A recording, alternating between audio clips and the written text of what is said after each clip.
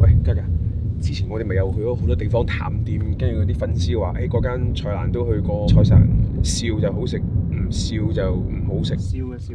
哦，佢呢個樣應該都係笑嘅，呢張都係笑嘅。今日我哋要去嘅呢一間呢，其實菜神都有去過。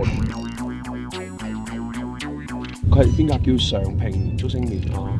竹升麵呢下嘢咧，廣州有好嘅地方有，咁但係你話好唔好食咧，就真係參差不齊啦，係咪？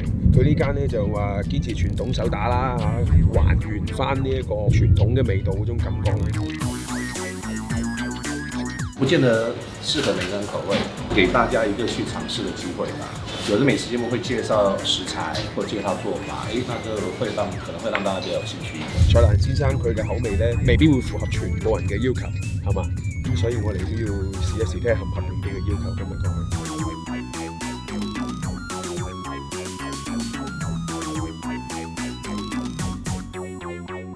好普通嘅啫喎，嗱呢條街咧並唔幾高大上嘅街，咁啊好多嗰啲食肆咁樣，佢就喺前邊，就叫做常平竹升麵，呢個常平嚟嘅。到嚟都見到一啲元素啦，蔡瀾先生寫嘅用心，只為傳承，全部都係佢寫嘅，係喎。蔡瀾先生自己都講過啦，即係佢唔係好識食，但係佢識比較。即係話嗰樣嘢咧，用唔用心咧，你係 feel 到嘅。哪怕你係無論你係一啲食名家又好，因為普羅大眾都好，有冇用心去做嗰樣嘢咧，係 feel 到嘅。所以我哋今日要試一試。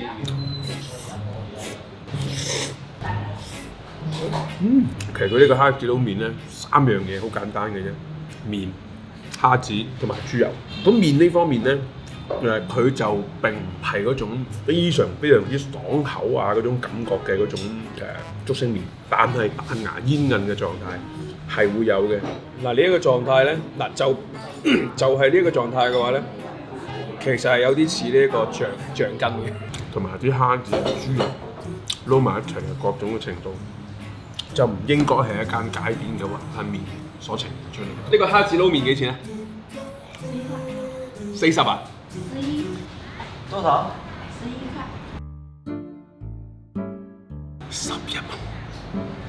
嗰啲蝦子佢雖然 feel 到輕輕有少少乾，但係有啲豬油搭住佢嘅呢一種嘅密度啦，佢嘅呢一種嘅香氣啦。廣州街邊嘅雲吞麵係未食過呢隻蝦子嘅。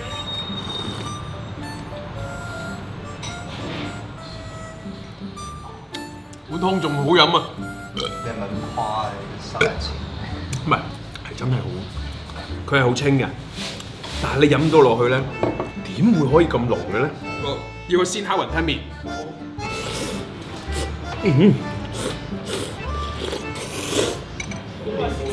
你煮呢啖嘢之後，首先入去嘅味道嘅話咧，係湯味，湯嘅味道。當啖湯嘅鮮味慢慢散退之後咧，你嘅麵嘅味咧，先至喺後邊慢慢再行翻出嚟。唔使食雲吞啊，就咁樣樣一啖湯嘅齋麵嘅話咧，其實嘢都係好好食。其實我哋啲麵係好普通嘅，3樣嘢啫嘛，麵粉、蛋同埋鹼水啫嘛。蛋係決定麵嘅滑度，韌性由麵粉決定，爽係由鹼水。蛋嘅話，點解用鴨蛋咧？其實以前係鴨蛋係平過雞蛋，所以係用咗鴨蛋嘅。呢啲麵粉就係出口裝嘅，呢啲好實際嘅，進口嘅唔一定係好嘅，但係出口一定係好嘅。跟度去到72度，係平時嗰啲咧，普通嗰啲，平時嗰啲去到30零度嘅啫，即係你高1倍啦。所以就比較韌性翻少少咯，盡量想做到嗰個效果。咁鹼水就都係用啲低度數嘅石川鹼，所以我哋啲麵咧就係比較韌性翻少少，就冇咁爽口。材料都可以公開嘅。可以，冇都話冇秘密㗎，呢行冇秘密。任何嘢用靚啲嘅，點差都唔差得去邊度。竹升麵倒是第一次聽到啦，所以說來試試看。這個麵比較有嚼勁，蠻合我口味的。哦，你是我台灣人，我比較會到處去找吃的。這是在黃江的滷肉飯，這是上禮拜去吃的嘛，所以你可以看我到處，我真的朋友圈都是吃的。可以，下次還會來，應該還會吧。即係嗰啖湯咁好飲，就係因為就係呢堆嘢啦。係啊，就係呢個就叫做蝦角下欄嘢嚟嘅，真係叫下欄嘢。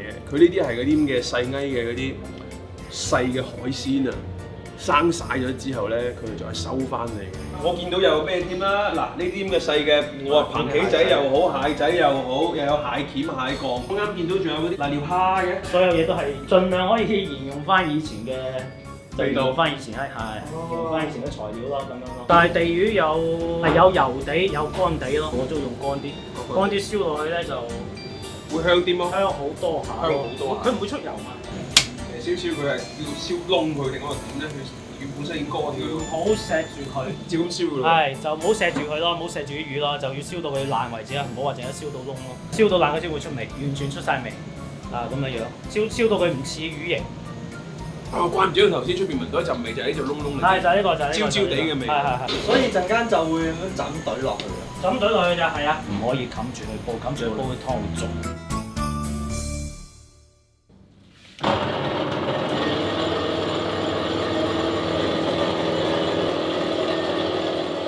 即係業界嚟講，有啲步驟都係可以揾機器去代替嘅。所有步驟都可以揾機器代替。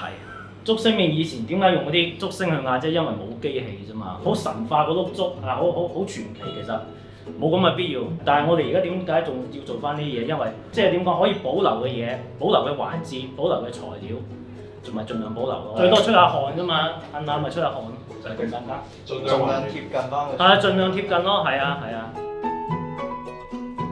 可以喎，嗱，呢有咩技術嘅啫？名副其實竹升麵。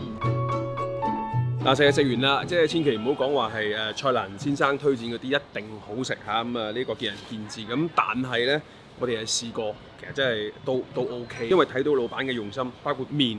包括湯啊，我真係好欣賞嗰個湯。咁啊，當然我哋今日咧係食咗，我哋3個人咧食咗好多嘢嘅，因為包埋呢個拍攝咧，食咗106蚊嗰個蝦子撈麵11蚊，哇！呢個性價比真係高。但係你話佢係咪最好食嘅呢一個竹升麵咧？真係未必。咁但係大佬喺11蚊呢個價格區間咧，我覺得佢真係最好食。好啦，當然後尾老闆話其實廣州都有鋪頭嘅嚇，點評嗰度睇翻下啦。其實廣州個鋪頭嗰邊都係貴咗幾蚊嘅啫。呢度係品城記，希望唔同平台點擊關注，下次更新，大家就唔會錯過㗎啦。